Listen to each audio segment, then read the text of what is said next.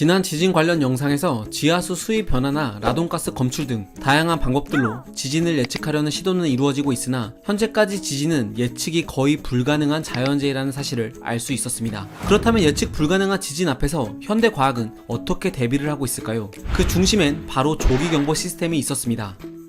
지진 조기 경보의 출발점을 보게 되면 상당히 예전에 나왔던 이제 아이디어, 1800년대에 나왔던 아이디어인데 이것이 현재 20세기에 들면서 이제 과학기술의 발전에 따라서 이제 구축이 되기 시작했던 이제 시스템이라고 이제 볼 수가 있는데, 기본적으로 우리가 자연적인 현상에서 지진이 발생했을 때 첫 번째 오는 진동을 먼저 왔다고 해서 프라이머리 피파라고 이제 표현을 합니다. 그 다음에 그거보다는 좀 늦게 오지만 큰 에너지를 갖고 오는 거를 세컨더리라고 해서 에스파라고 이제 표현을 하고 있습니다. 근데 일반적으로 보게 되면 물론 엄청나게 큰 지진이 발생하게 되면 피파부터 이제 우리가 피해를 발생할 수 있겠지만 일반적인 자연 현상을 보게 되면 빠르게 오는 피파보다는 천천히 오는 에스파가 큰 에너지를 가지고 오기 때문에 피해를 많이 주게 된다는 거죠. 그래서 거기서 착안이 된 기술이게 되는 거고, 그렇다면 피파가 도달을 했을 때 피파가 온 것을 이용을 해서 뒤에 따라오는 에스파의 에너지를 예측을 해보자 라고 해서 출발이 되게 된 것들이고요. 그래서 피파만을 이용을 해서 위치와 규모를 결정을 하고 에스파가 오기 전에 알려주자 라는 것이 이제 일반적인 이제 지진 조기 경보의 개념이 되는 것들이고요.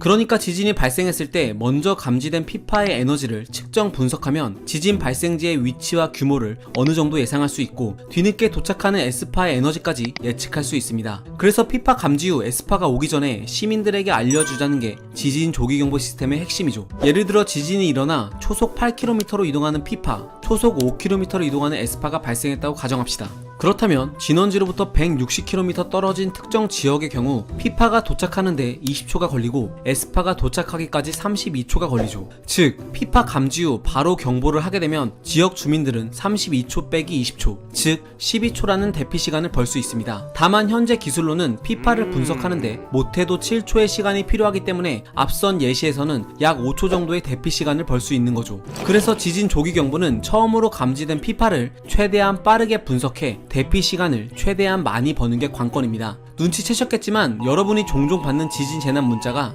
바로 이 조기경보 시스템과 연결된 것 중 하나입니다. 일반적으로 규모 4.0 이상의 지진이 나면 문자가 전국적으로 전송되고 3.5에서 4.0 미만은 반경 80km 이내에, 3.0에서 3.5 미만은 반경 50km 이내로 문자가 전송되는데요. 재밌는 건 지진 규모에 따라 음량 데시벨이 조금씩 다르다는 사실이죠. 규모 3.0에서 3.5 미만의 지진이 발생할 경우 인명 재난상의 피해를 끼치지는 않지만 안전유의 목적으로 수신되는 안전안내 문자는 일반적인 문자 음량과 그 크기가 같습니다. 반면 규모 3.5에서 6.0의 지진이 발생했을 때 전송되는 긴급 재난 문자는 이보다 약간 큰 약 40dB의 음량으로 문자가 오고, 규모 6.0 이상의 지진이 났을 땐 위급 재난 문자라고 하여 약 60dB 크기의 음량으로 문자가 옵니다. 또 문자뿐만 아니라 라인 메신저, 각종 포털 앱 등을 통해서도 조기 경보가 이루어지고 있죠. 그런데 이 조기 경보 시스템에도 한 가지 단점이 존재합니다. 바로 블라인드 존 또는 섀도우 존이죠. 일반적으로 현재 우리나라 기상청에서 하고 있는 지진 조기 경보는 내륙에서 발생했을 7초 내외에 발표하는 것을 이제 우리가 목표를 하고 있어요. 그러면 7초라는 시간을 가정해 보게 되면 피파는 56km, 그 다음에 에스파는 35km를 가게 됩니다. 그러면 7초 내에 우리가 조기 경보를 발령했을 때 보게 되면 35km 영역 안에 계신 분들은 분석되기 이전이니까 이미 에스파가 지나갔고 이미 에서까지는 피해를 보실 수밖에 없어요. 이거를 이제 우리가 또 암영대, 섀도우 존이라고 또 표현을 하거든요. 그래서 보면 전 세계적으로 지진 조기 경보를 운영하는 나라들은 이 7초라는 시간을 줄이기 위한 노력을 많이 하고 있어요.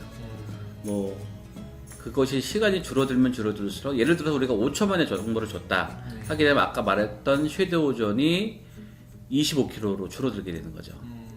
뭐 발생하자마자 뭐 3초 만에 줬다 그러면 15km로 줄어들게 되고, 이런 식으로 이제 우리가 국민들한테 알려줄 수 있는 그 범위가 점점 넓어지게 되는데, 이처럼 분석가님께서는 지진 조기경보 시스템은 아직 완벽하지 않아서 다양한 방법들로 이를 보완해야 한다고 밝혔는데요. 그 방법 중 가장 대표적인 게 바로 재난안전통신망의 확장이죠.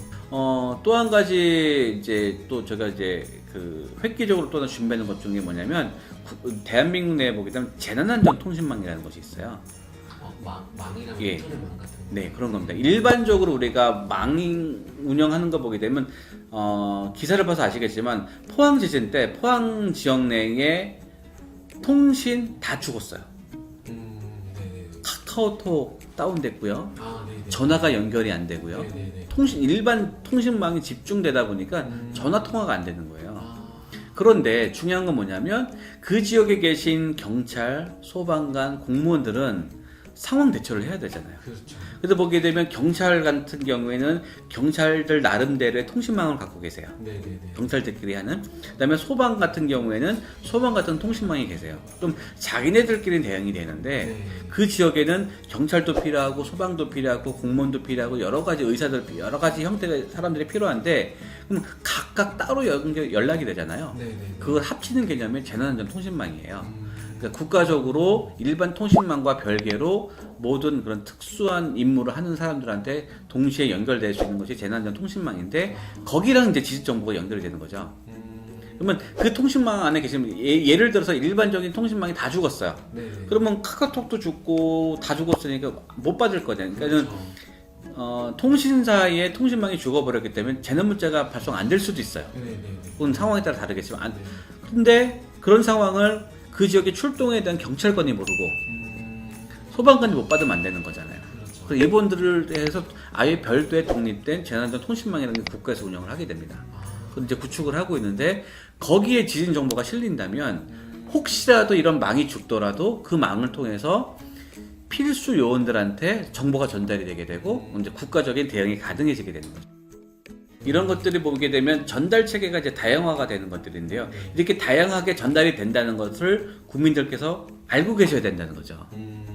단순히 문자 하나만 띡 보내는 그렇죠. 즉 지진 같은 재난 발생 시 일반적인 통신망이 망가졌을 때 경찰, 소방관, 공무원 등이 서로 연락하고 협력해 시민을 대피시키고 재난에 제대로 대응할 수 있도록 기상청의 재난 문자 시스템을 행정안전부의 재난안전통신망과 연결하겠다는 것입니다. 더불어 국민들이 적극적으로 대피 요령을 익히는 것도 가장 기본적이면서도 중요합니다. 집 안에 있을 때는 이렇게 탁자 안으로 몸을 숨기고 집 밖이라면 가방으로 머리를 보호하며 엘리베이터보다는 계단을 이용하고 또 운전 중이라면 도로 오른쪽에 차를 세우고 재빨리 대피하는 등의 방법들 말이죠. 그런데 저 과학드림은 이번 콘텐츠를 기획하면서 단순히 지진 대피 방법을 익히는 게 먼저가 아니라 많은 사람들이 지진 연구의 필요성과 지진 대피 교육의 중요성을 인식하는 게 가장 중요하고 가장 먼저 이루어져야 한다고 느꼈습니다. 안타깝게도 일각에서는 우리나라는 큰 지진이 정말 드물게 발생하는데 지진 연구가 꼭 필요한가? 라는 말까지 나오기 때문이죠.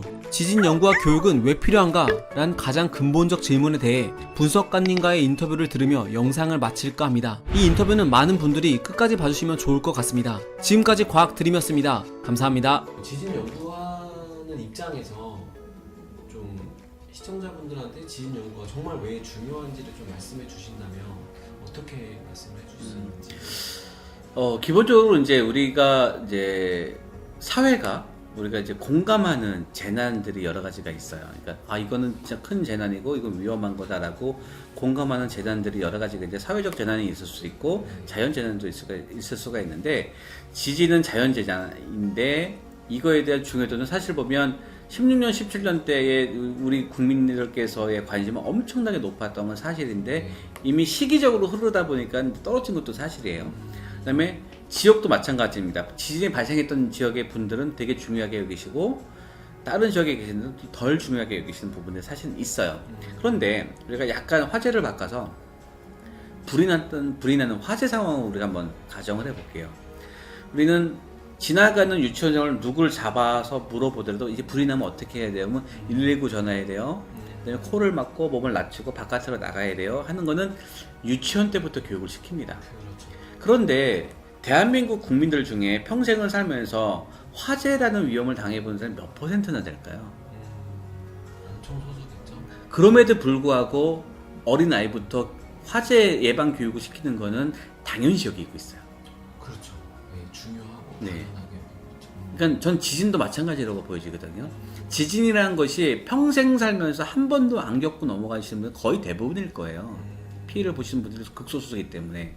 하지만 얘도 발생을 했을 때 내가 다칠 수도 있고 내 차가 망가질 수도 있고 내 가족이 포항 살았었는데 피해를 볼 수도 있는 상황이라고 발생할 수 있다는 건 이미 우리나라 안에서 증명이 됐습니다. 증명이 됐기 때문에 이 부분에 대한 것들은 화재 교육과 마찬가지로 지진에 대한 교육도 같은 비율로 이루어져야 된다고 생각을 해요. 오히려 어떻게 보면 더 위험할 수도 있죠. 그러니까 이런 측면으로 이렇게 대비해서 본다면 꼭 필요한 것이 지진에 대한 교육과 연구라는 부분들입니다.